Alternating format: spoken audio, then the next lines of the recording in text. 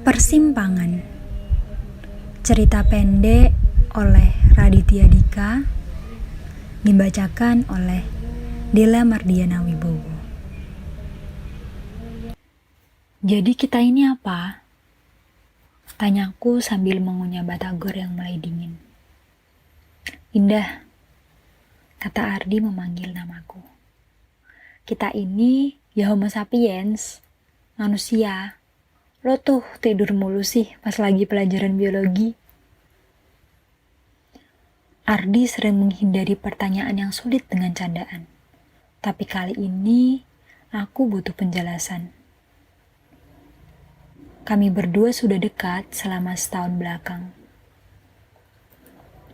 Dan pada momen kelulusan SMA saat ini, di depan abang-abang batagor depan sekolah yang sedang mencabut jenggotnya dengan 2 keping uang 500 rupiah, aku rasa pertanyaanku cukup wajar.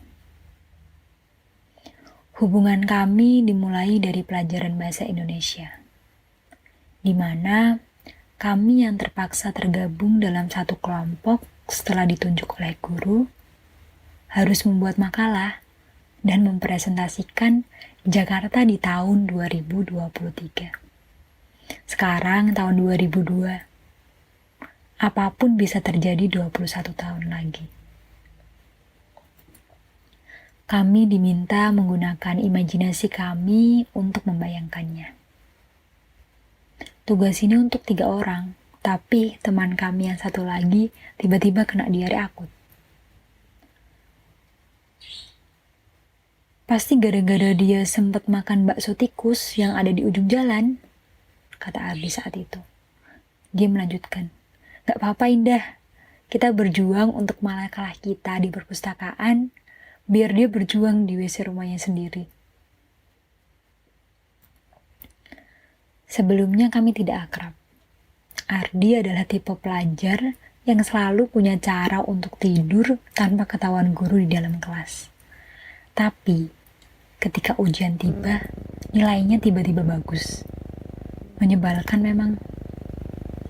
Sementara aku, tipe anak rajin, yang selalu mencatat pelajaran apapun, yang dicari semua orang menjelang ulangan.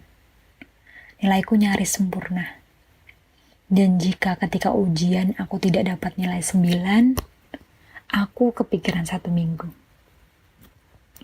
Dari SD sampai sekarang kelas 3 SMA ini, hanya 2 kali aku ranking di luar 3 besar. Aku bangga untuk itu. Ketika mengerjakan makalah, Ardi dan aku malah lebih banyak menghabiskan waktu untuk mengobrol. Topik demi topik bergulir. Dan dengan selera humor Ardi yang garing-garing menyebalkan, aku sesekali mengeluarkan tawa. Gue kayaknya salah menilai lo, kataku di sela-sela mengerjakan pendahuluan. Gue pikir lo orangnya dingin, judes, pendiam. Sama dong, kata Ardi. Gue pikir lo orangnya membosankan. Tipe siswa taat aturan gitu. Kanebo kering yang dilaminating gitu. Ya emang, aturan ada buat diturutin, kataku. Hidup gak sekaku itu kata Ardi. Kalau janji, nah itu baru harus diturutin. Oke, tadi lo janji bakal pergi ke Snappy. Print makalah ini. Terus lo yang presentasi besok. Bisa dipegang gak tuh? Lihat muka gue. Apakah ini muka orang yang dengan gampang bisa ngebatalin janji? Tanya Ardi sambil meringis lebar. Alisnya tebal, hidungnya mancung, dan matanya agak kecoklatan. Wajahnya seperti orang yang lolos audisi model majalah remaja, tapi gagal masuk ke putaran berikutnya. Ganteng nanggung mungkin adalah frasa yang tepat untuk menggambarkan dirinya. Ketika harinya tiba, Ardi betul menepati janjinya. Dia melakukan presentasi di depan semua orang. Dengan memukau, Senyumnya yang karismatik membuat setiap siswa terbuai dengan apa yang dia bawa. Menurut kelompok kami, Jakarta di masa depan, bajai bisa terbang, kata Ardi di depan kelas.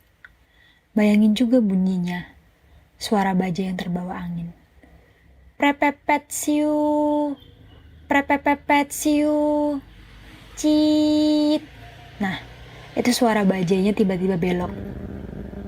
Tidak ada yang tertawa, kecuali aku sendiri.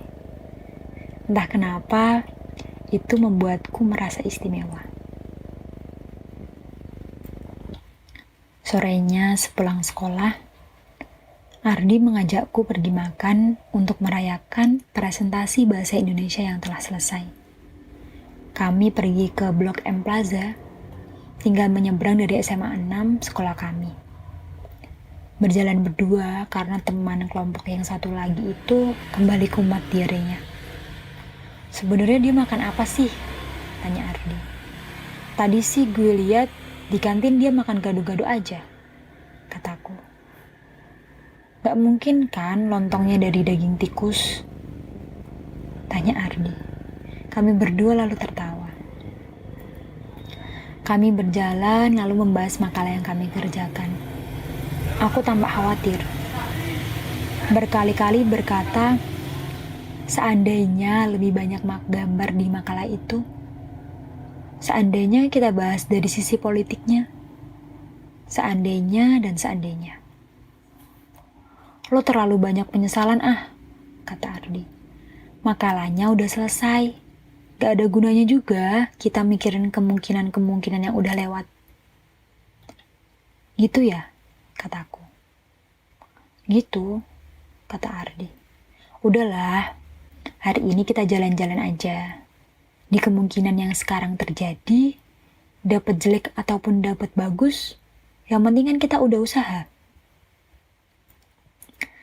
Hari itu seperti sebuah kepingan puzzle. Perlahan kami saling memperlihatkan potongan-potongan diri kami dan melengkapinya hingga terlihat seutuhnya. Ketika makan berdua hoka-hoka bento di lantai bawah, aku jadi tahu bahwa Ardi tidak suka popularitas. Menurut Ardi, konsep dicintai banyak orang itu mengerikan. Jadi populer adalah beban yang terlalu berat. Satu orang saja bisa kecewa dengan diri kita. Gimana kalau banyak orang yang kecewa?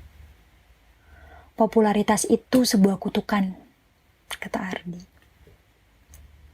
Sebagai orang yang menganggap hidup jadi artis itu menyenangkan, tentu aku tidak setuju.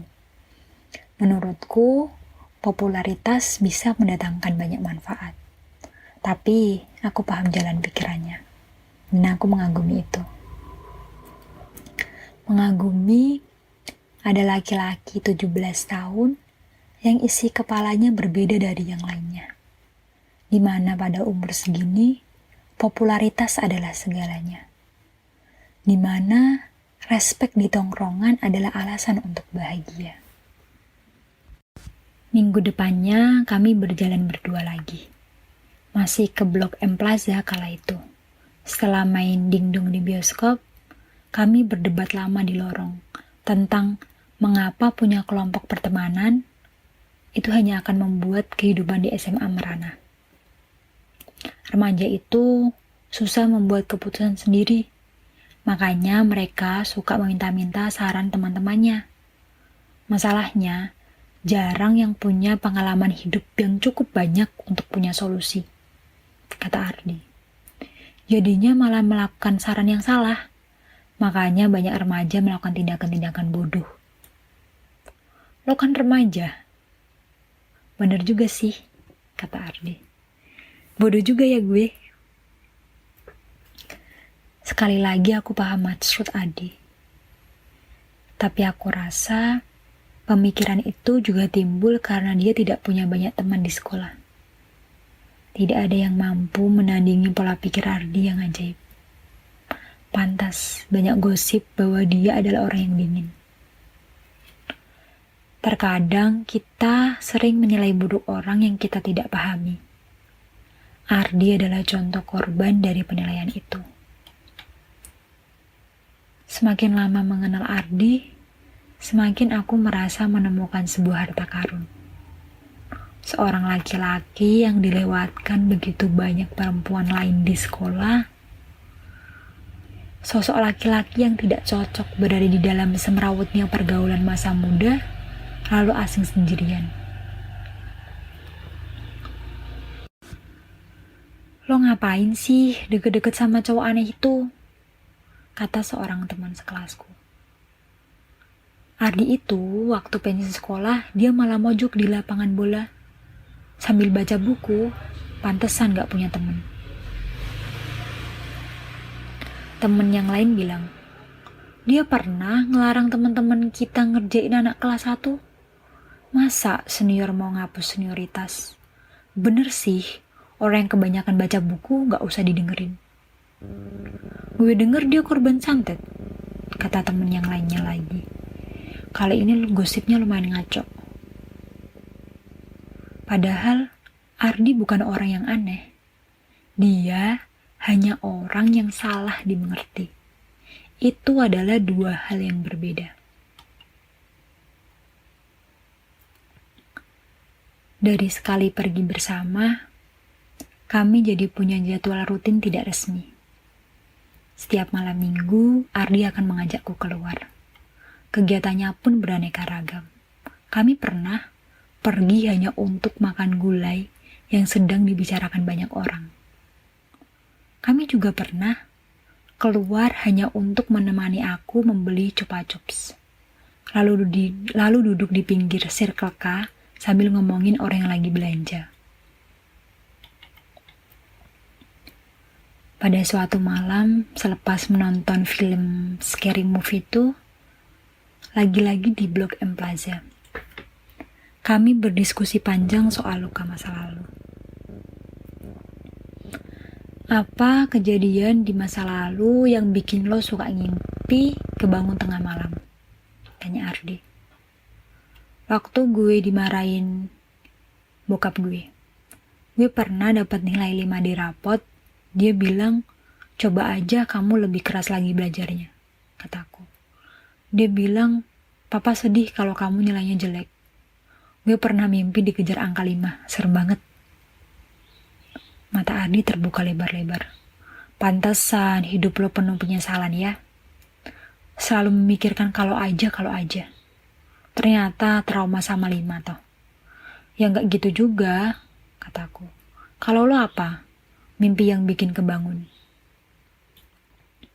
Dulu gue main bola di sekolah. Gue tahu kalau gue sundul bolanya, kepala gue bisa kena tiang gawang. Bener deh, kepala gue kebentur tiang. Gue pingsan. Tapi gol. Habis itu gue mimpi berkali-kali kejedot tiang, kata Ardi. Tapi itu gak penting banget ngorbanin kepala cuman buat gol, kataku.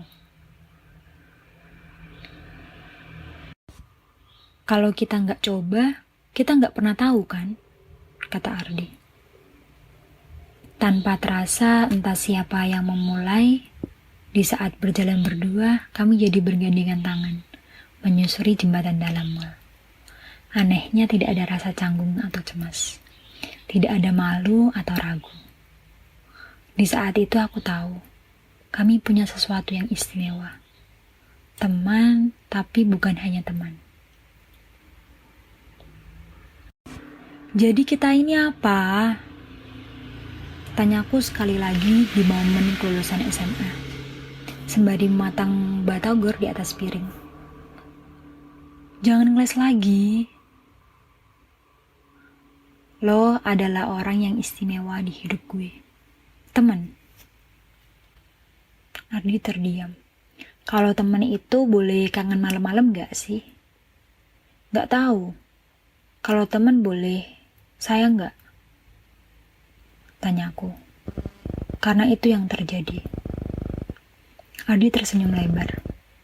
Wajahnya yang menyebalkan itu terlihat jelas di bawah sinar matahari yang terik. Kita jelas bukan teman biasa indah. Tapi gue gak mau kalau kita juga pacaran. Kenapa? Tanyaku. Karena minggu depan gue sudah pergi ke Yogyakarta, kata dia. Seperti sebuah film yang berjalan terlalu cepat, minggu depannya kami duduk berdua di sebuah kafe di stasiun Gambir. Pengeras suara di stasiun mengisi seluruh ruangan yang ada, memanggil penumpang yang terlambat. Ardi mengaduk-aduk gelas kopi di depannya. Sebentar lagi dia akan menaiki keretanya untuk kuliah di Universitas Gadjah Mada. Dia selalu ingin pergi dari Jakarta. Dia tidak pernah nyaman dengan betapa sesaknya kota ini. Betapa penghuninya seperti terburu-buru pergi dari satu sisi ke sisi yang lainnya. Kadang dengan topeng masing-masing yang mereka jarang lepas. Betapa orang lupa untuk sesekali bernafas di tengah nasib. Betapa orang lupa hidup ini lebih dari sekedar kerja dan menghabiskan uang demi memamerkannya. Dia bilang, kota ini terlalu hebat untuk gue. Kota ini membuat gue takut. Tapi kan kota ini membawa banyak kesempatan. Itu yang mau gue cari di Jogja. Kesempatan sendiri di tempat yang gue senangi. Aku memandangi mata Ardi dalam. Kenapa? Tanya dia. Kenapa sih lo gak mau lebih dari teman? Punya komitmen? Tanyaku. Melepas semua gengsiku. Ingin meminta kepastian untuk terakhir kalinya. Indah. Kita ini masih 18 tahun. Masih bodoh-bodohnya. Kita aja gak tahu siapa diri kita sebenarnya. Kepribadian kita masih berkembang. Kenapa kita mau mengikat diri sama orang lain? Lo gak sayang sama gue? Sayang, tapi kalau kita pacaran, gue udah bisa bayangin. Pacaran nih, pindah ke kota lain. LDR, bete-betean, ketemu orang baru, putus. Kita saling benci satu sama lain, lalu gak akan saling ngobrol sampai tua. Aku mengangguk. Oh, lo mau ketemu cewek-cewek lain ya di perkuliahan nanti?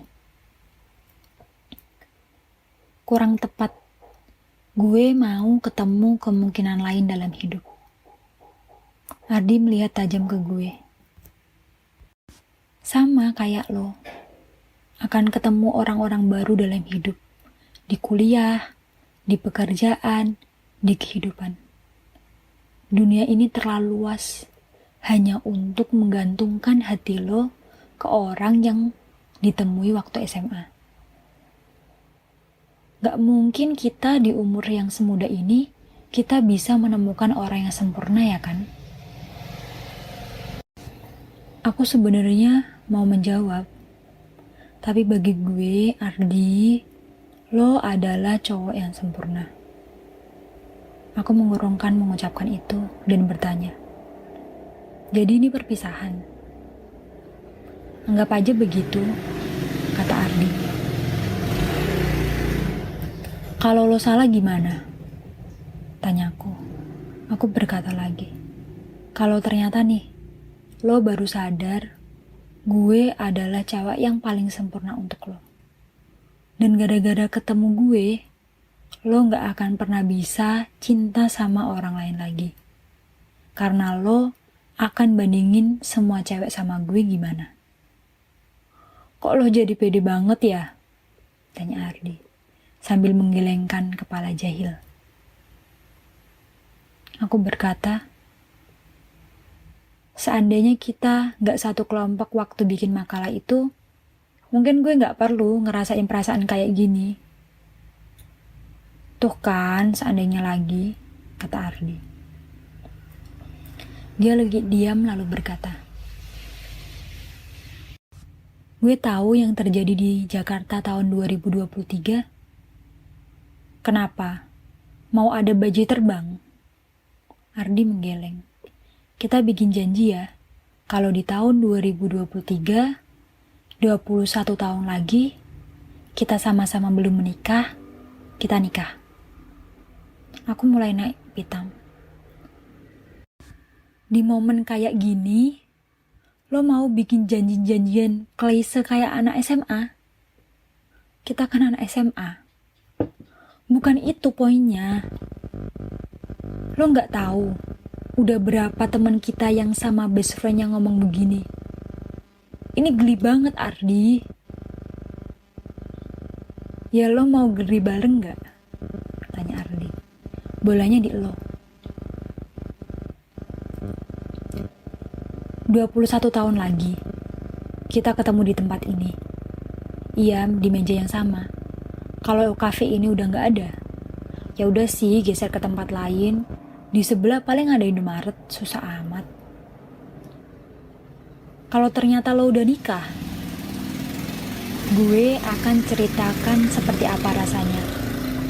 Lo juga akan ceritakan seperti apa keluarga lo nanti, anak lo nanti.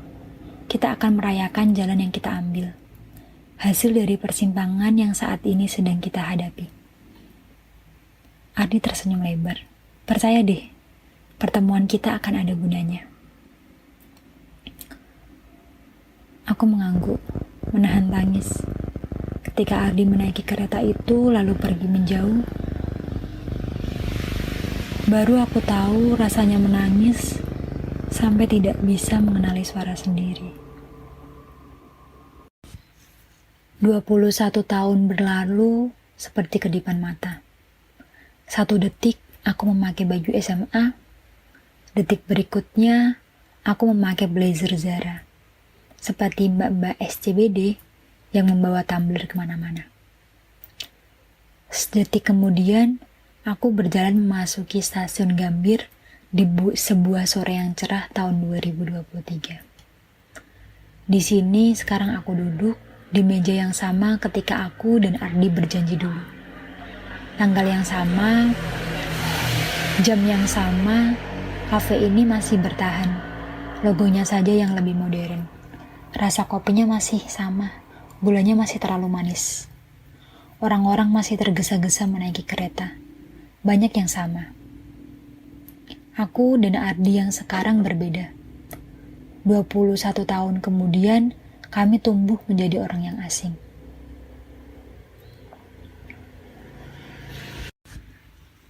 Setelah melepas kepergian Ardi di stasiun Gambir waktu itu, kami perlahan-lahan menjauh. SMS sempat berbalas, tapi lama-kelamaan, dengan kehidupan baru, kami perlahan mulai hilang. Dia sempat add Yahoo Messenger milikku. Chatting sebentar, beberapa malam berturut-turut. Lalu makin jarang. Lalu Ardi tidak online lagi. Ardi benar, kami sibuk dengan kehidupan baru. Aku sangat serius belajar di kampus. Pikiranku sederhana. Jika aku malas di kampus, nilaiku jelek, maka aku tidak akan mendapatkan pekerjaan yang baik. Setelah 4 tahun, aku lolos dengan predikat cum laude. Setelah itu, aku melamar di sebuah perusahaan konsultan terkenal, diterima, dan langsung menjadi karyawan yang dibanggakan. Ini adalah buah dari kerja keras, dengan memberikan yang terbaik di setiap kesempatan. Buah dari keinginan tidak ingin mengecewakan diriku sendiri. Rasanya manis sekali. Aku bertemu suamiku ketika menyeberang jalan pada sebuah sore sepulang kantor. Hujan turun malu-malu. Lalu ketika aku menutup rambut dengan tangan, seorang laki-laki dengan payung hitam berkata, "Boleh aku payungi?" Aku iyakan. Kami berjalan, berbicara, dan saling kenal satu sama lain. Seperti cinta yang kadang datang tidak sengaja, aku pun jatuh cinta tanpa persiapan. Kami jadi sering keluar, dan tidak lama kemudian dia berniat melamarku.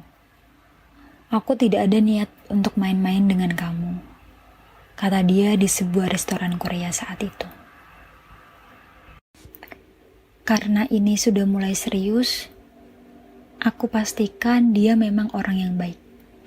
Aku menelepon beberapa teman yang kebetulan kenal dengannya. Bertanya seperti apa dia orangnya. Proses memutuskan menikah, aku perlakukan seperti orang yang sedang mencari partner bisnis.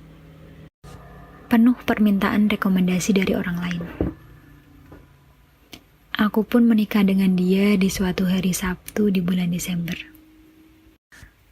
Pernikahan kecil yang romantis. Disinilah aku di tahun 2023. Punya suami yang baik, pekerjaan yang membuatku bahagia, dan pada akhirnya punya 2 orang anak yang lucu-lucu. Ardi tidak pernah ada di pikiranku selama ini. Waktu Facebook mulai ramai dipakai orang, aku sempat mencari akunnya, tapi tidak ketemu. Aku cuma dengar gosip-gosip saja tentang Ardi dari teman sekolah, yang sempat bertemu denganku di sebuah resepsi. Aku dengar Ardi menetap di sebuah rumah di Solo, di pinggir kota.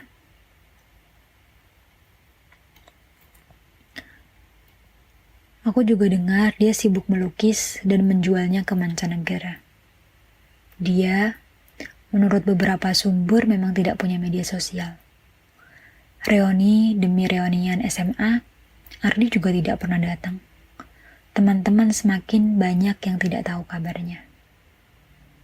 Semakin tahun berganti, orang semakin lupa dengan dirinya. Dia seperti hilang dari muka bumi, tanpa jejak. Inilah kenapa aku datang di Gambir sore ini. Aku datang untuk mendengar kabar pertualangan Ardi dalam hidupnya. Orang seunik Ardi pasti punya segudang cerita yang menyenangkan. Seperti apa pandangannya terhadap Twitter, TikTok, YouTube.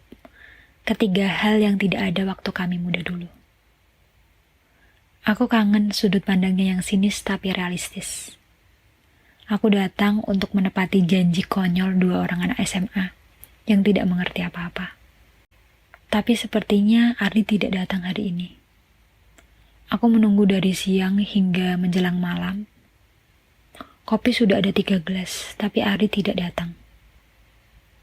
Aku mulai merasa bodoh. Mana mungkin Ardi masih ingat janji ini. Sembari menunggu, aku baca WhatsApp dari suamiku. Dia bertanya, "Gimana? Ketemu dengan cinta monyetnya?" Aku balas, "Kayaknya dia lupa." Suamiku memang mengizinkan aku bertemu dengan Ardi hari ini. Dia bilang dengan gagah saat aku minta izin, "Biar kamu tahu kalau suamimu ini pasti lebih keren dari cinta-cintaan waktu SMA." Memang agak percaya diri dia, tapi itu yang aku suka. Aku berdiri dan hendak beranjak pergi. Dan di saat itu ada seorang laki-laki dengan jaket hitam masuk ke dalam. Aku mendengar dia berbicara kepada pelayan. "Boleh ditanyakan ke dalam apakah ada pengunjung bernama Mbak Indah?" Si pelayan terlihat bingung. Aku melihat ke arah dia dengan alis diangkat. Aku bertanya kepada dia, "Cari saya?" Pemuda itu menghampiriku. Tubuhnya kurus, kulitnya sedikit gelap. Wajahnya terlihat lelah. Ada kantung mata yang cukup besar untuk orang seusianya. Seolah dia perlu tenaga tambahan untuk keluar rumah hari ini. Dia lalu berkata, "Mbak Indah, saya temannya Ardi." Sekedip kemudian aku dan dia duduk berdua. Dia masih belum memperkenalkan namanya kepadaku. Kakinya bergoyang, tandanya dia tidak nyaman. Pelayan datang memberikan menu dan dia tolak dengan bilang bahwa dia tidak akan memesan apa-apa. Orang ini lalu berkata kepadaku, "Ardi tidak bisa datang." Kenapa? Karena dia sudah tidak ada. 3 tahun lalu, kecelakaan ketika ekspedisi. Aku hanya terdiam terpaku. Bingung bagaimana harus memproses ini semua. Aku tidak sedih, tapi ada sesuatu asing yang ada di dadaku. Seperti kehilangan sesuatu yang tidak pernah kita miliki. Tanpa diminta, teman Ardi ini lalu bercerita tentang dirinya. Dia adalah teman Ardi di studio lukis miliknya. Dia lalu bercerita, hidupnya berubah semenjak bertemu Ardi. Cara pandangnya terhadap dunia, caranya menghadapi persoalan, Ardi memberikan warna yang segar kepada hidupnya yang hitam putih. Mereka pun jadi akrab. Dan bersama-sama, mereka mengembangkan studio lukis tersebut. Ardi orang yang istimewa, katanya. Ardi sudah menikah? Tanyaku. Belum. Ardi tidak pernah menikah. Ada beberapa perempuan yang mampir di hidupnya, tapi tidak pernah lama pacarannya. Selalu begitu. Dia seperti tidak pernah puas dengan pasangannya. Selalu ada yang kurang. Saya juga sempat bertanya kenapa. Ardi bilang karena dia pernah kenal sama seorang perempuan waktu SMA, di mana dia cocok dan nyaman sekali. Dan gara-gara ini, dia selalu membandingkan perempuan lain yang datang dalam hidupnya kepada orang itu. Saya tanya siapa namanya, dan nama yang dia sebut nama Mbak Indah. Aku tersenyum tipis. Dia bilang apa? Ardi cerita bagaimana kalian saling melengkapi kalimat masing-masing, bagaimana kalian bisa mengobrol sampai diusir dari kafe tempat kalian malam mingguan, bagaimana obrolan tentang kopi bisa berakhir kepada pertanyaan aneh seperti Timur Tengah itu sebenarnya di timur atau di tengah. Aku tertawa.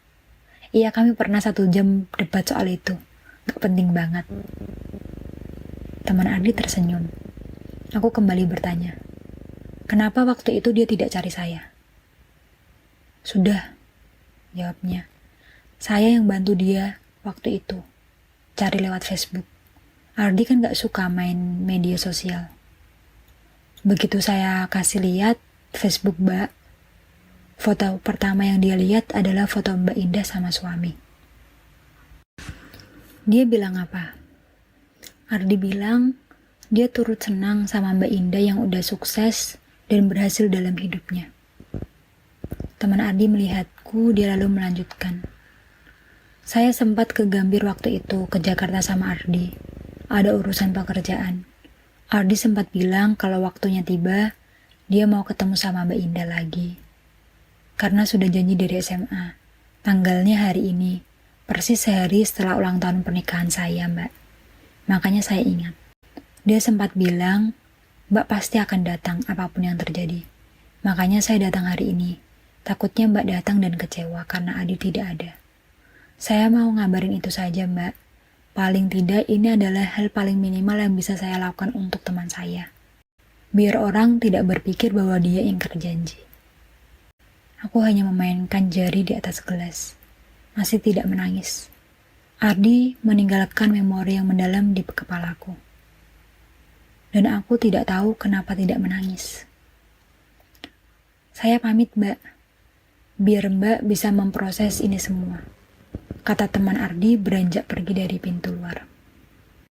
Sebentar, kataku. Ardi pernah bilang gak? Dia nyesel meninggalkan saya dulu. Enggak. Dia bilang dia gak nyesel meninggalkan Mbak. Soalnya Mbak sekarang bahagia. Teman Ardi lalu tersenyum. Saya pergi dulu, Mbak.